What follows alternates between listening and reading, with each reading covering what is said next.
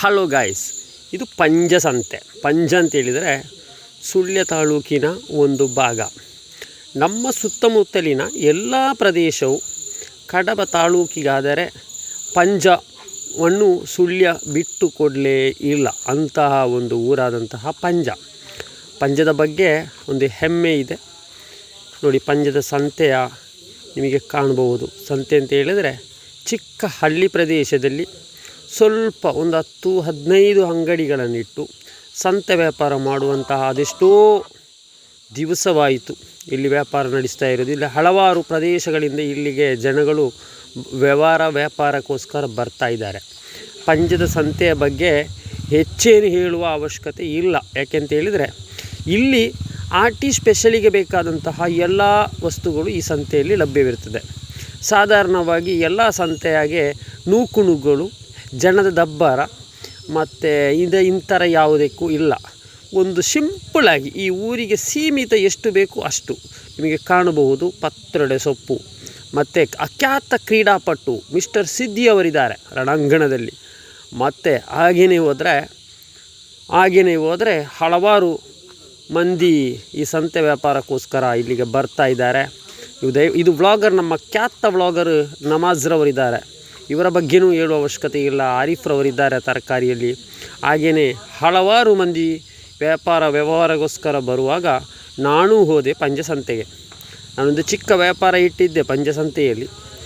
ನೀವು ಈ ಚಾನೆಲ್ ನೋಡುವರು ಪಂಜದ ಭಾಗದವರು, ನನ್ನ ಆತ್ಮೀಯ ಸ್ನೇಹಿತರು, ವ್ಯೂಸ್ ಯಾರೆಲ್ಲ ನೋಡ್ತಾರೆ, ಖಂಡಿತವಾಗಿಯೂ ನೀವು ಈ ವಿಡಿಯೋಕ್ಕೆ ಒಂದು ಲೈಕ್, ಶೇರ್, ಸಬ್ಸ್ಕ್ರೈಬ್ ಮರೆಯಬಾರದು. ಯಾಕೆಂತೇಳಿದರೆ ಇನ್ನು ಮುಂದಕ್ಕೂ ಹಲವಾರು ಅಪ್ಡೇಟ್ಗಳು, ಹೊಸ ಮಾಹಿತಿಗಳು, ಹೊಸ ನ್ಯೂಸ್ಗಳನ್ನು ನಾನು ನಿಮಗೆ ನಮ್ಮ ಚಾನೆಲ್ ಮುಖಾಂತರ ನಿಮಗೆ ಕೊಡ್ತಾ ಇದ್ದೇವೆ.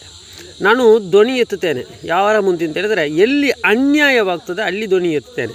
ಆದರೆ ಹಿಂದುಗಡೆ ಸ್ವಲ್ಪ ಇದೆಲ್ಲ ಅಂತಹ ವೀಡಿಯೋಗಳನ್ನೆಲ್ಲ ಹಾಕ್ತೇನೆ. ಒಂದು ಗ್ರಾಮಕ್ಕೆ ಸೀಮಿತವಾದಂತಹ ವೀಡಿಯೋ. ಈ ಪ್ರದೇಶದಿಂದ ಸುತ್ತಮುತ್ತಲಿನ ಪ್ರದೇಶವಾದಂತಹ ಬೀದಿಗುಡ್ಡೆ, ಕೇಣ್ಯ, ಬಳ್ಳಕ್ಕ, ಮೊಗ್ರ, ಕಮೀಲ, ಬಲ್ಪ, ಎಣ್ಣೆಕಲ್ಲಿಂದಲೂ ಜನ ಬರ್ತಾ ಇದ್ದಾರೆ. ಹಾಗೆಯೇ ಕರಿಕ್ಕಳ, ಪಂಬೆತ್ತಾಡಿ, ಕಲ್ಮಡ್ಕ ಈ ಕಡೆಯಿಂದೆಲ್ಲರೂ ಜನರು ಬರ್ತಾ ಇದ್ದಾರೆ. ಇನ್ನು ಮುಂದೆಯೂ ನೀವು ಬರಬೇಕು, ಒಳ್ಳೆಯ ರೀತಿಯಲ್ಲಿ ಸಹಕಾರ ಕೊಡಬೇಕು ಅಂತ ಹೇಳುತ್ತಾ ಇನ್ನು ನೆಕ್ಸ್ಟಿಗೆ ಸುಳ್ಯ ತಾಲೂಕಿನ ಹಲವಾರು ಸಂತೆಗಳ ಅಪ್ಡೇಟ್ಗಳನ್ನು ನಾನು ಕೊಡ್ತಾ ಇದ್ದೇನೆ. ಇದು ಗುರುವಾರ ನಡೆಯುವಂತಹ ಸಂತೆಯಾಗಿರುತ್ತದೆ, ಪಂಜ ಸಂತೆ. ಅಲ್ಲಿ ಒಬ್ಬರು ಮೀನು ವ್ಯಾಪಾರಿ ಸರಿಸುಮಾರು ಪಂಜದಲ್ಲಿ ಒಂದು 35 ವರ್ಷಕ್ಕಿಂತಲೂ ಅಧಿಕ ವ್ಯಾಪಾರವನ್ನು ತೊಡಗಿರುತ್ತಾರೆ. ಮತ್ತು ಈ ಒಂದು ಮೆಣಸು ವ್ಯಾಪಾರ ಮಾಡುವುದು ಅದು ಬಹಳ ದೂರ ಅಂತ ಹೇಳಿದರೆ ಸರಿಸುಮಾರು 70 ಕಿಲೋಮೀಟರ್ ದೂರದಿಂದ ಬರುವಂಥವರು.